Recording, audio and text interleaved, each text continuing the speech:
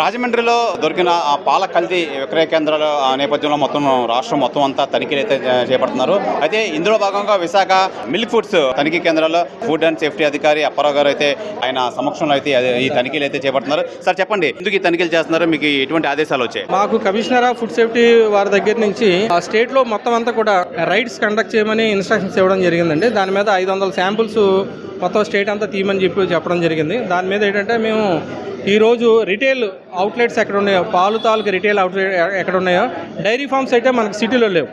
వీళ్ళు ఏంటంటే వేరే రూరల్ ఏరియా నుంచి తెచ్చుకొని ఇక్కడ ఒక పాయింట్ పెట్టుకొని రిటైల్గా సేల్ చేయడం జరుగుతుంది. వీళ్ళ దగ్గర ఏంటంటే మొత్తం మన దగ్గర ఒక 16 పాయింట్లు ఉన్నాయి. 16 పాయింట్లో కూడా శాంపుల్ కలెక్ట్ చేయడం జరుగుతుందండి. దీంట్లో ఏంటంటే స్పాట్ టెస్ట్ ఏంటంటే మేము లాక్టోమీటర్ పెట్టి వాటర్ అది ఉందా, ఏమైనా మిక్స్ చేస్తారని టెస్ట్ చేయడం జరిగింది. pH వాల్యూస్ కూడా చెక్ చేయడం జరిగింది. మైక్రోబయాలజికల్గా చెక్ చేయవలసిన ఏంటంటే స్టేట్ ల్యాబ్కి పంపిస్తున్నాం సార్. వచ్చిన తర్వాత వాళ్ళ రిపోర్ట్ సబ్ స్టాండర్డా లేదా మిస్ బ్రాండెడా అన్సేఫా ఇచ్చిన యాజ్ పర్ ది రిపోర్ట్ ప్రకారం మేము కేసు రిజిస్టర్ చేస్తాం సార్. సార్ ఏంటి దీన్ని ఏ విధంగా తనిఖీ ఇది లాక్టోమీటర్ అంటారు సార్. లాక్టోమీటర్ అంటారు దీన్ని. పాలలోనే ఏమైనా వాటర్ కానీ మిక్స్ చేస్తారనుకోండి, అది ఈ డిప్ ఉంది కదండి, ఆ డిప్ కిందకి వెళ్ళిపోద్ది. వాటర్ కానీ మిక్స్ చేస్తే ఆ డిప్ 100% వెళ్ళిపోతుంది. అది వాటర్ లేనట్టు. మీకు ఇదిగోండి, మీకు ఇండికేటర్ ఉంటుంది దానికి. సార్ ఇప్పుడు మన విశాఖ నగరంలో ఏమైనా దొరికాయా మీకు మీ తనిఖీ? రెగ్యులర్ గా మేము ఇన్స్పెక్షన్ చేస్తూ ఉంటాం. మిల్క్ రెగ్యులర్ గా ఎవ్రీ మంత్ తీస్తాం.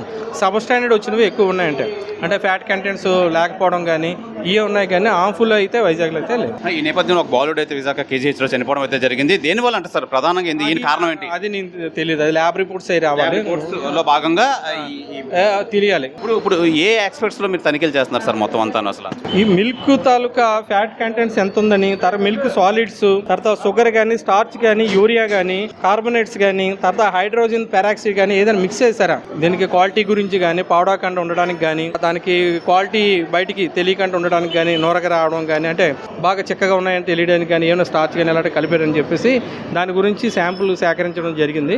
దీన్ని స్టేట్ ల్యాబ్ పంపిస్తున్నాం సార్. రిపోర్ట్ వచ్చిన తర్వాత వీళ్ళ మీద చర్య తీసుకుంటాం సార్. ఇందులో ఏ తేడా వచ్చినా ఇక్కడ మనకి తెలిసిపోద్దా సార్? ఇందులోనే లేదు, ఓన్లీ వాటర్ తెలుస్తుంది. ఇవన్నీ మిగతావి నేను ఇప్పుడు చెప్పినవన్నీ కూడా మీకు ఏంటంటే స్టార్చ్ కానీ, యూరియా కానీ, కార్బోనేట్స్ కానీ ఏమైనా ఉన్నా కెమికల్ టెస్ట్ చేస్తే కానీ, మైక్రోబయల్ టెస్ట్ చేస్తే కానీ మీకు బయటపడవాయి. విశాఖ నగరంలో ఇవైతే ఈ టైప్ ఆఫ్ కెమికల్స్ కలిపినట్టయితే మన దగ్గరికి రాలేదు, కంప్లైంట్స్ రాలేదు, ఇక్కడ కూడా అలాంటి సంఘటనలు జరగలేదండి. ఇది ఫుడ్ అండ్ సేఫ్టీ అధికారి అప్పారావు అయితే తెలియజేస్తున్నారు.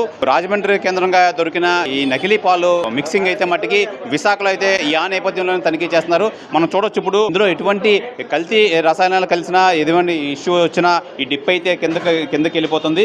ఇది పైకి వచ్చిందంటే ఇందులో ఎటువంటి రసాయనాలు కానీ జెన్యూన్ గా ఉన్నట్టే పాలు. అలాగే ఈ నేపథ్యంలోనే అసలు మొత్తం అన్ని మిల్క్ ఫుడ్స్ సెంటర్స్ అనే తనిఖీలు అయితే చేస్తుందని చెప్పి విశాఖ నగర అన్ని తనిఖీలు అయితే ఇందులో భాగంగానే చేస్తున్నారు. ఈ నేపథ్యంలోనే మొత్తం అంతా ఫుడ్ అండ్ సేఫ్టీ అధికారి అప్పారావు గారి సమక్షంలో మొత్తం అంతా ఈ నగరంలో అన్ని కేంద్రాలు అయితే తనిఖీ చేస్తున్నారు.